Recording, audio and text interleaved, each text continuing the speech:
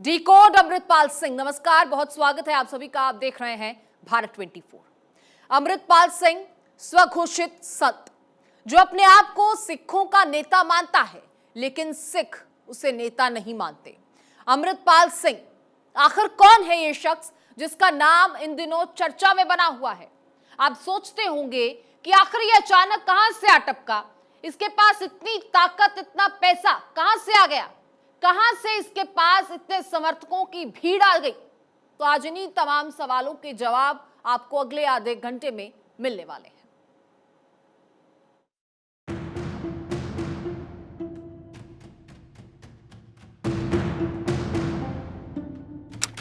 तारीख सितंबर 2022। एक driver Dubai से इंडिया आया। तारीख 25 सितंबर 2022। उसने लोगों को अमृत चखाया, विवाद हुआ। तारीख 29 सितंबर। उसने भिंडरावाले के गांव में सभा की, भड़काऊ बयानबाजी की। तारीख 23 फरवरी। संविधान पर वार किया, खाकी को शर्मसार किया। सुलग गया पंजाब, सुलगाने वाला अमृतपाल। कुछ इसी तरह आज से 39 साल पहले भी सुलगा था पंजाब। 39 साल पहले सुलगाने वाले से हूबहू मेल खाता है अमृतपाल सिंह। वैसा ही चेहरा, वैसी ही पगड़ी, वैसी ही बातें, वैसा ही धार्मिक उन्माद। लेकिन इस बार सब कुछ प्लांटेड है। ना वो शुरू से धार्मिक रहा, ना उसने कभी सिक्खी का पालन किया। सिख धर्म में 5 ककार के पालन करने वाले को ही सच्चा सिख कहा जाता है, जिसमें केश, कंघी, कड़ा, कृपाण और कच्छा आते हैं। जहां सिख धर्म में कभी बाल नहीं काट सकते, अमृतपाल ने बाल कटवाए थे। जो सच्चा सिख तक नहीं बन सका, वो अचानक धर्म गुरु बन गया। वो अचानक धर्म गुरु बन गया या बनाया गया? वो अचानक इतनी भीड़ कहां से जुटाने लगा या जुटाई गई? अमृतपाल तो मोहरा है, असली खेल तो कोई और खेल रहा है। भारत को बदनाम करने की आईएसआई की साजिश का मोहरा है अमृतपाल या भटका हुआ नौजवान। Bureau report, Bharat 24।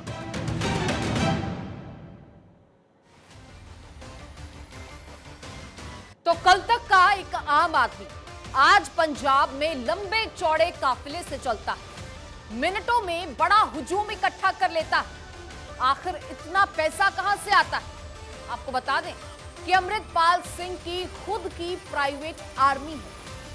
अमृतपाल की पर्सनल ब्रिगेड की अगर बात करें तो पहली लेयर में हथियारबंद फोर्स का नाम सामने आएगा, और यह फोर्स है आनंदपुर खालसा फोर्स। 10 बंदूकधारियों का घेरा इस पहले घेरे में रहता है। और दूसरी लेयर की अब बात कर लेते हैं। इसमें कृपाण और तलवार के साथ बॉडीगार्ड्स चलते हैं। 20 से 25 बॉडीगार्ड्स की तादाद रहती है, और अमृतपाल के कुछ बेहद खास लोग हैं जो इस दूसरी लेयर में इसकी हिफाजत करते हैं। और अब बात करते हैं तीसरी लेयर। 3 बुलेट प्रूफ गाड़ियां हैं इसमें। मर्सिडीज, BMW और फोर्ड से ट्रेवल करता है। मर्सिडीज में चलता है अमृतपाल सिंह।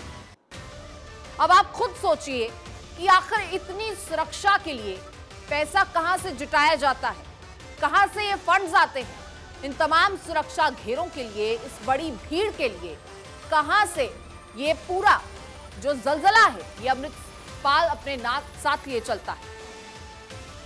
पंजाब में अब फिर से 1984 की बातें होने लगी।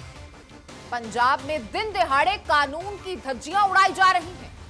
आखिर इतनी हिम्मत किसी के अंदर आई कैसे?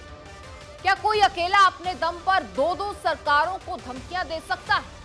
किसी का तो आशीर्वाद होगा जो इतनी हिम्मत से कानून को ही ठेंगा दिखाया जा रहा है। अमृतपाल के पीछे कौन है, जानने के लिए ये खास रिपोर्ट देखिए।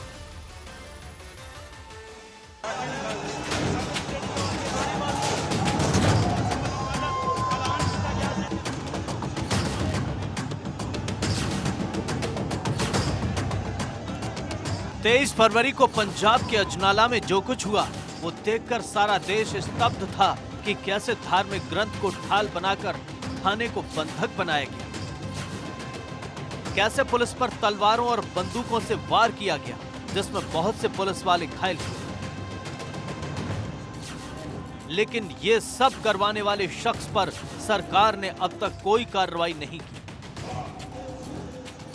आखिर क्यों? क्या पुलिस को धमकाने वाला शख्स कानून से बड़ा है? उसकी ताकत सरकार से ज्यादा है? 23 फरवरी को हुए इस उपद्रव के बाद कई दिन बीत जाने पर भी पंजाब सरकार अभी तक अमृतपाल के खिलाफ कोई कार्रवाई नहीं कर सकी है, जिससे यह साफ होता है कि अमृतपाल के खिलाफ पंजाब सरकार कोई एक्शन लेने से डर रही है। आखिर यह शख्स कहां से आया? यह कैसे इतना ताकतवर हो गया? इसके लिए हमें 2 साल पीछे जाना होगा, तब जब किसान आंदोलन में खालिस्तानी साजिश की बातें हो रही थी, तब जब खालिस्तानियों ने लाल किले पर एक धार्मिक झंडा लगा दिया। उस हिंसा में शामिल था पंजाबी सिंगर दीप सिद्धू, जिसकी कुछ समय बाद एक्सीडेंट में मौत हो गई।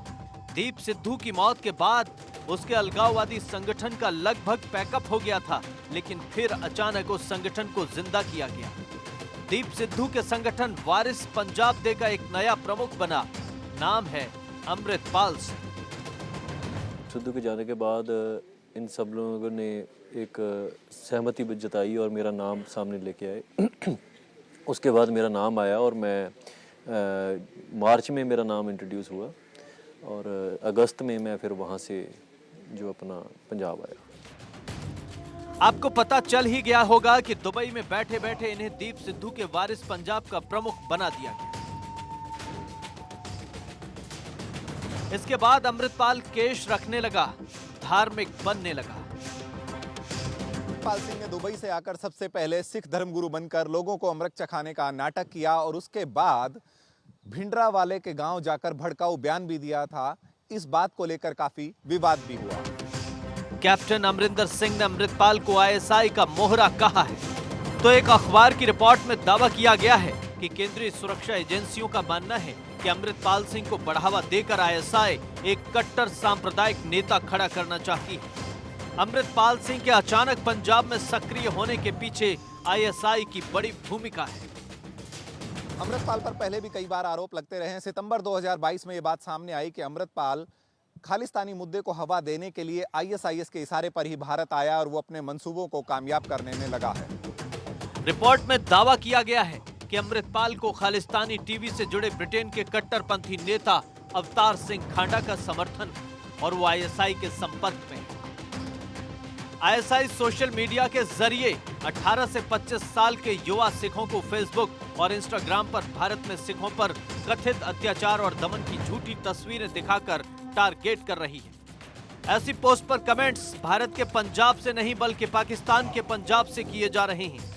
रिपोर्ट के मुताबिक भारतीय गृह मंत्रालय पंजाब की स्थिति पर कड़ी नजर रख रहा है। पता लगाया जा रहा है कि आखिर अमृतपाल को कहां से फंडिंग आ रही है। आखिर अमृतपाल के पास इतना पैसा कहां से आया कि वो पंजाब की सरकार को हिलाने लगा है। Bureau report, Bharat 24। तो अमृतपाल सिंह जिस तरह से पंजाब को सुलगाने की कोशिशें कर रहा है और पंजाब के मुख्यमंत्री चुप हैं, इससे पंजाब के सीएम कहीं पूर्व सीएम वाली गलतियों को तो नहीं दोहरा रहे, जो कि आने वाले भविष्य के लिए एक बड़ा खतरा साबित हो सकते हैं। क्योंकि पिछली बार भी खालिस्तानी चिंगारी को वक्त रहते दबाया नहीं गया था और इसी वजह से सारा देश जल उठा था। अमृतपाल सिंह देश तोड़ने की आज बातें कर रहा है, थाने से साथी को छुड़वा रहा है, लेकिन उस पर कोई कार्रवाई नहीं होती। देखिए,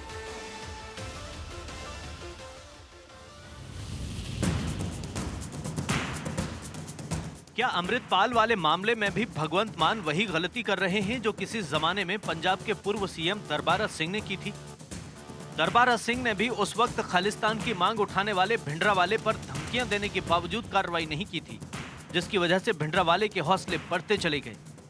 फिरोजपुर सेंट्रल जेल से रिहा होने के बाद भिंडरावाले ने इंदिरा गांधी सरकार को धमकी दी और गंभीर परिणाम भुगतने की चेतावनी दी। भिंडरावाले ने कहा कि अगर चरमपंथी गतिविधियों के आरोप में सरकार द्वारा गिरफ्तार किए गए दल खालसा के सभी सदस्यों को एक पखवाड़े में रिहा नहीं किया गया तो केंद्र को सबक सिखाया जाएगा।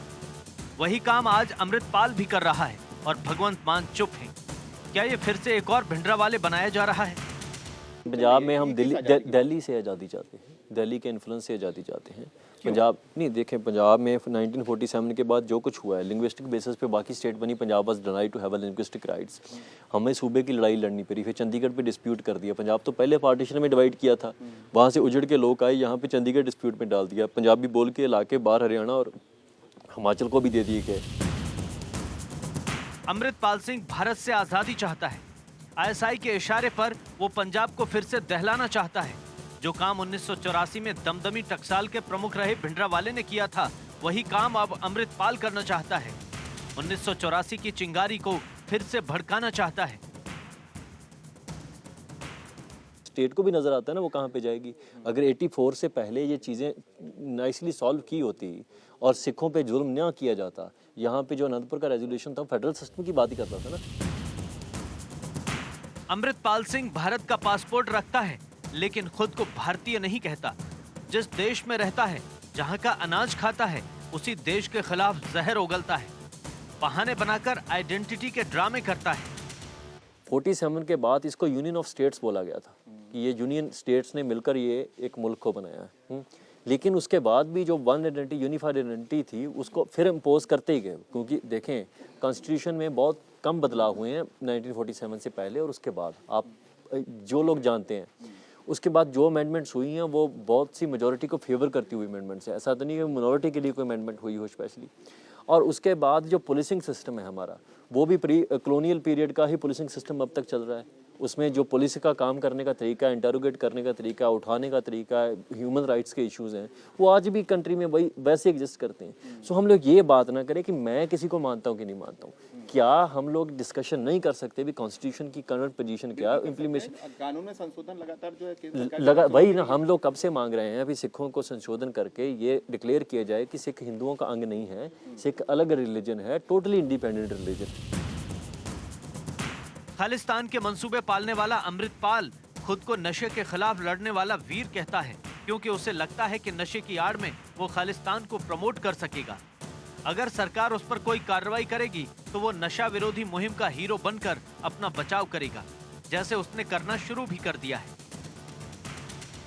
पंजाब के जो मुख्यमंत्री हैं उन्होंने ये ओथ ली थी कि वो पंजाब के हालात सुधारेंगे। आप डाटा निकाल लें, media as a media person आप रिपोर्ट करें कि पंजाब में नशा भी बढ़ा है कि कम हुआ है। न्यू गवर्नमेंट आने के बाद नशा पंजाब में बढ़ा है कि कम हुआ है। बेदबी कम हुई है कि बढ़ी है।